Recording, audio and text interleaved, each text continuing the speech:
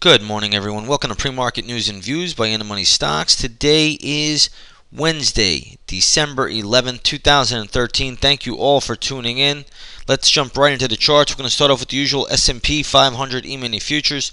You'll see that the futures are trading higher by about a half a point to 1803.50, 1803 and a quarter, somewhere in that area. And again, futures were a little bit lower, trading around 17.99, but they have come off the lows right around 4 o'clock in the morning. Right now, trading around that 1803.50 level.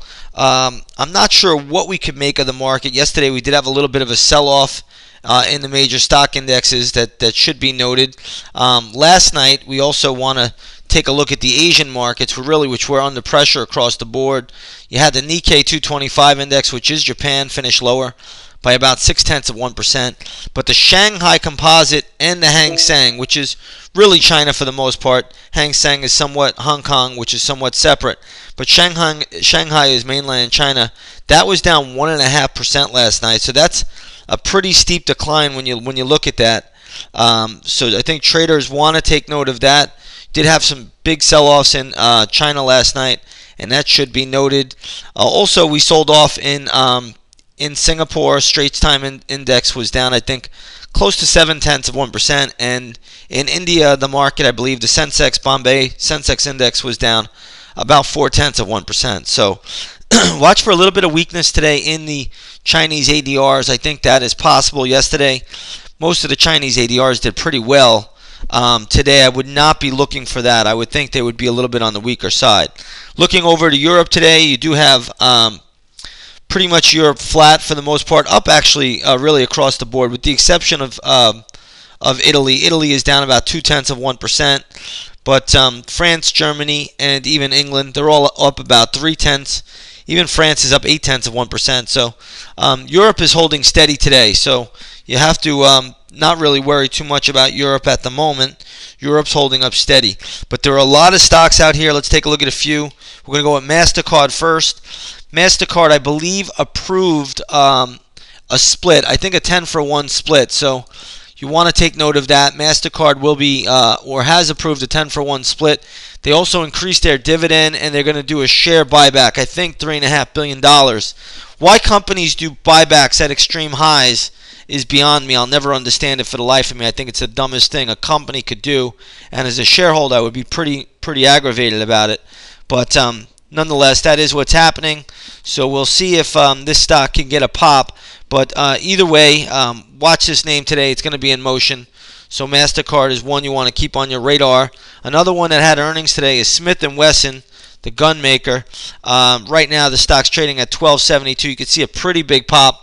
Closed at $12.13. I'm not really sure how much upside this could have. If it does go to new highs, watch for this to stall out around $13.50. I really don't see much more upside past $13.50 today. But nonetheless, Smith & Wesson is one that could be tradable this morning. Costco, another big name, big retailer, wholesale retailer that is moving. Stock sold off initially after reporting earnings.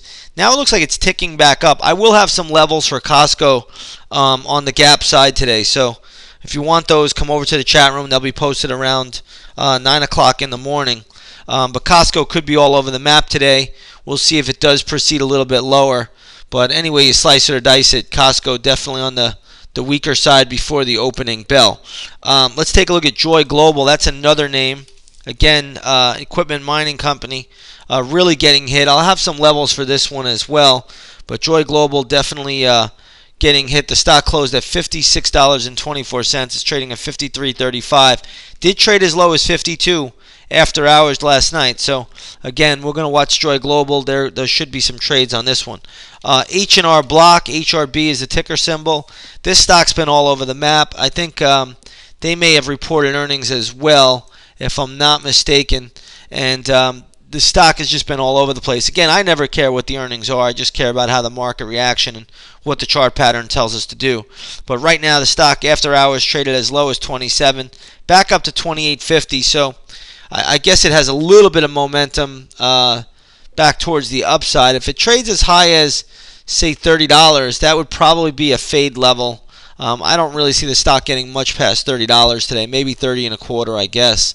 but if it even got up there. And on the flip side, if it gets back down to 27, it looks like there'll be a little bit of support there as well. So that's what we're looking at the moment. Any hard sell, do not pick up H&R Block if you see heavy volume come in on the sell side till around 24.50. That's where you really will find pretty good support, though. 24.50 should be pretty solid. I have no idea where it's going right now.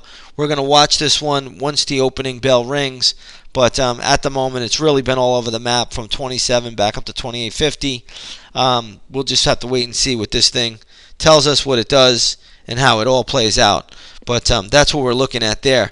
Looking at the oil market this morning, right now you have light sweet crude trading down about 38 cents to $98.12 a barrel. So decent little downtick, but nothing dramatic. If you take a look at the USO, it's trading at 35.21, closed at 35.31. I think oil's still probably riding a little wave of momentum to the upside, so I would not be surprised if oil catches a bid back up. Don't forget, I believe at 10:30 in the morning, we're going to have oil inventory numbers. So oil could have a little bit of volatility today, but ultimately I'm going to give it a slight upside bias still until it hits my max move on the daily chart, and that still has a little bit of ways to go to the upside. So oil's holding steady at the moment, just down a little bit before the opening bell. We're taking a look at gold this morning. Gold is down about $2.50. It's been all over the map a little bit between $2 and $4, but gold had a great day yesterday. Today it's giving back just a touch, nothing damaging. If you take a look at the GLD this morning, you'll see that's trading at around 121.46, closed at 121.82, so it's reflecting 4 points or so or 40 cents of downside. Again, I can't make too much out of it right now. Gold continues to try to hold up here at these levels, and I think that's something that traders should note. So we'll see if where it plays out, but I'm not really seeing any significant pattern to give anybody any solid levels at the moment on gold, but it is up ahead of the opening bell. I believe today, overall, we're going to have a little bit of economic news, but I don't think it's going to be earth-shattering all that much. So I think traders, for the most part, watch for a choppy market. We've had a choppy market recently, and I think that could remain the case at least for a little while here over the next week or so. You do have a big Fed meeting next week, so we'll see how that plays out. I believe last night there was a budget deal struck in Congress between Paul Ryan and Patty Murray, the Democrat from Washington and the Republican from Wisconsin. Again, I don't think the market's jumping over hoops over this budget deal, but it is what it is. It just keeps the government from, I guess, shutting down or anything like that. And I just don't know if it's really even worth talking about here. But in any case, that's what we're looking at. So we'll just see how that all plays out. You also have the Volcker rule being approved yesterday, but it's not the Volcker rule from original standards. It's the watered down Volcker rule. So again, don't make too much out of this stuff. Just watch the charts, and the charts will tell you everything you need to know. So with that said, everybody, futures higher by about 50 cents at the moment, and we'll see what this market brings us. With that said, have a great trading day, and I will see you all on the charts.